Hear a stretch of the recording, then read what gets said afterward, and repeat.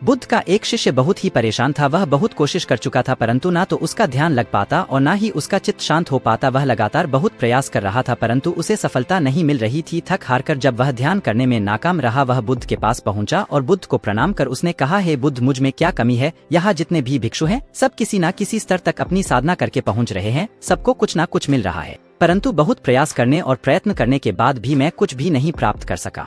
मैं कहीं नहीं पहुंच सका। मैं अपने मन को शांत नहीं कर पा रहा। जैसा मैं सांसारिक जीवन में परेशान था वैसा ही मैं यहाँ भी परेशान हूँ। मुझे समझ नहीं आ रहा कि मुझ में क्या कमी रह गई। बुद्ध ने कहा, इस दुनिया में कमी तो किसी के पास भी नहीं है। सब एक जैसी योग्यता रखते हैं, परंतु कुछ अपनी योग्यता का उपयोग करते हैं और कुछ अपनी योग्यता को भुलाकर अयोग्यता को याद रखते हैं। जो हमेशा अपनी कमियों को दोहराते हैं और अपने आप को कम समझते रहते हैं, वह कभी सफलता प्राप्त नहीं कर पाते। इसके उल्टे जो व्यक्ति अपनी कमियों को भुलाकर अपनी योग्यता को पहचानते हैं, वह हमेशा सफलता प्राप्त करते हैं। शिष्य ने कहा, हे बुद्ध, मैं भी तो अपने सांसारिक जीवन की कमियों को छोड़कर आपके पास आपकी शरण में अपनी योग्यता को जानकर यहाँ आया था, परंतु सब कुछ करने के बाद भी मुझे कुछ नहीं मिल रहा। बुद्ध ने कहा, दो घोड़े जिसमें एक बीमार है और एक स्वस्थ है, उन दोनों की योग्यता क्या है? शिष्य ने कहा, दोनों घोड़े चाहे वह बीमार हो या स्वस्थ हो, दोनों की योग्यता तेज दौड़ना ही है। बुद्ध ने कहा, दो घोड़े जिनमें घोड़ा पूर्णतः स्वस्थ है और एक घोड़ा बीमार, वह थोड़ा थोड़ा आगे बढ़ जरूर सकता है परंतु कभी भी तेज दौड़कर मंजिल पर नहीं पहुंच पाएगा। बुद्ध ने कहा, अगर वह घोड़ा अपनी बीमारी और अपने जख्मों से प्रेम करता हो तो और उसे ही बीमार और जख्मी रहने में मजा आता हो और वह अपनी बीमारी और अपने जख्म को रोज बढ़ाता हो, तब वह कितना चल सकेगा? और यह भी चाहता हो कि वह उस तेज दौड़ने वाले घोड़े से आगे निकल जाए, तब क्या यह संभव हो सकेगा? शिष्य ने कहा, ऐसा नहीं हो सकेगा बुद्ध, बल्कि वह घोड़ा तो कहीं पहुंच ही नहीं सकेगा। बुद्ध ने कहा, बस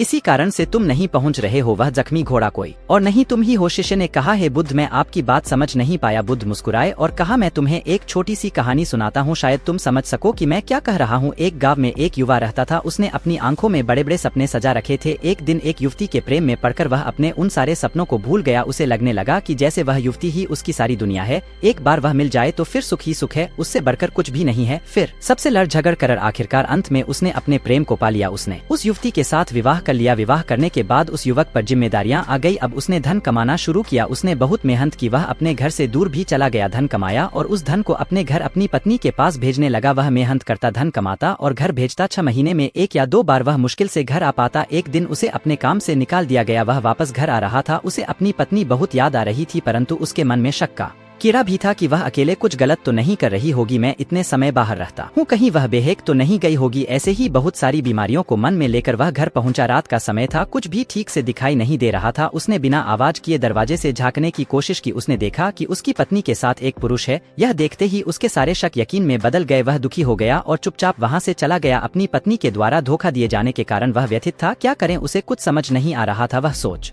रहा था कि वह उसके साथ ऐसा कैसे कर सकती है। वह इधर उधर भटकने लगा, हर किसी को अपने दुख की कहानी सुनाने लगा। लोगों द्वारा अच्छा लगता जब लोग उसकी पत्नी की बुराई करते और कहते कि वह तुम्हारे साथ ऐसा कैसे कर सकती थी, तुम्हारे साथ तो बहुत बुरा हुआ, तुम्हारे जैसे अच्छे इंसान के साथ ऐसा नहीं होना चाहिए था। तब उसे बहुत खुशी मिलती। अब उसे दुखी रहने में मजा आने लगा था। वह हमेशा कमजोर सा, बीमार सा और दुखी सा रहता और अपनी पत्नी के धोखे को याद करके रोता रहता। एक दिन उस युवक ने एक भिक्षु को देखा। उसे देखकर उसे लगा कि संसार जीवन में जीने जैसा कुछ भी नहीं है, इसलिए उसे भी भिक्षु बन जाना चाहिए। इसलिए वह भिक्षु संघ में शामिल हो गया। यहाँ भी वह अपनी आप बीती सबको सुनाता रहता।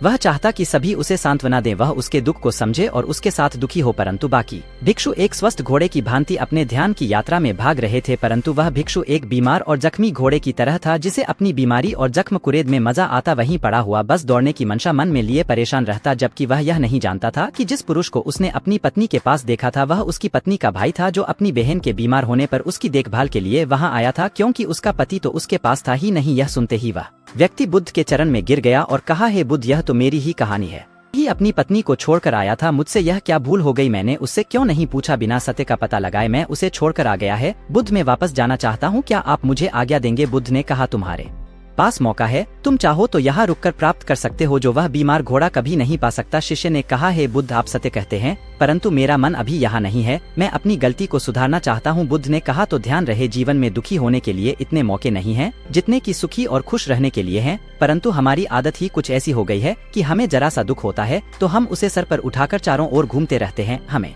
अपने दुखों में मजा आता है और अगर दुखों में मजा नहीं आता तो लोग दुख छोड़ नहीं देते।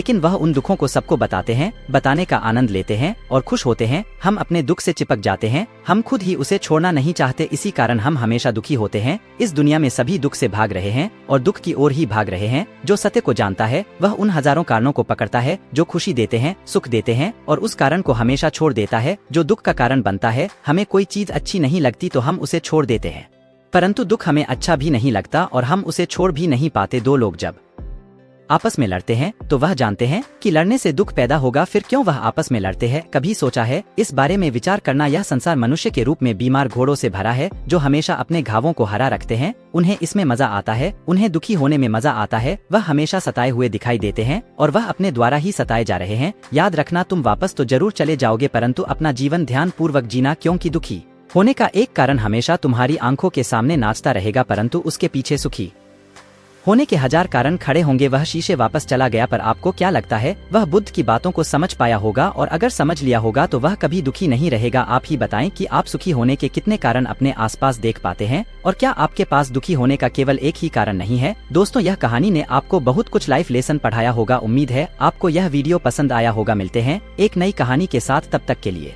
सब्सक्राइब कीजिए।